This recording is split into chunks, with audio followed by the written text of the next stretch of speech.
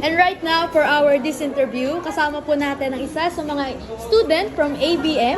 Ito po ay si Kuya Cedric po. Cedric. So ngayon guys, Cedric, we're going to ask you some question based lang sa mga nangyayari ngayon at the same time sa situation ng mga ABM ngayon. So, dinudumog po kayo dito ng commonly ng mga student and we wondered ano po ba talaga yung nangyayari ngayon and at the same time ano po ba mga pinagmulan nung mga bago po kayo mag-come up sa ganitong idea. So we would like to ask some 4 questions lang po and ito po yung number 1. So we're going to ask you how original or innovative is the business idea na meron po kayo ngayon? Siyempre po original siya pero yung may pinagbasehan pa rin naman po kami kasi yung iba pong parts ng business namin is may inspiration po. Katulad po ng name ng business namin which is Keme Moto. It's kinuha po namin yung sa sikat na store dito sa Bulian dati na Keri Moto. Kaya po Keme Moto. And yung iba, yung packaging din nila, doon din po kami doon din galing yung inspiration namin na gawing 2-in-1 siya which is may drink na tapos may snack sa isang order or sa isang snack. Okay, so thank you po for that idea.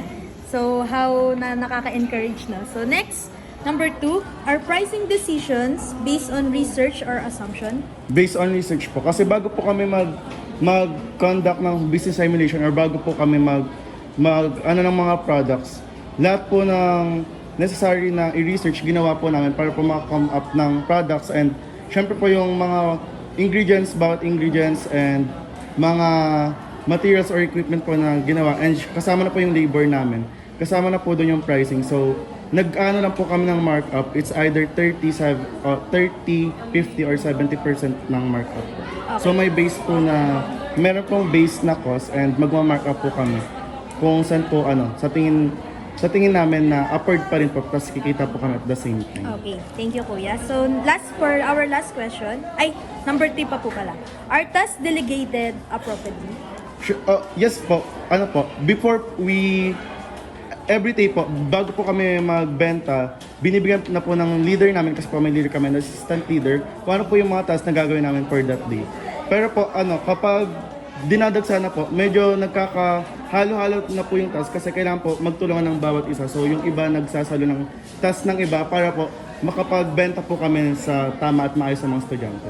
Okay po. For our last questions, how do you manage disagreements or conflicts sa business? So, kung pag-uusapan po yung sa amin po, conflict within our business, sa amin pong mga magkakagrupo, o sa mga nagbebenta po, syempre po, communication po, nag-uusap-usap po kami ano po bang dapat gawin or solusyonan yung isang gulo or isang problema nga po.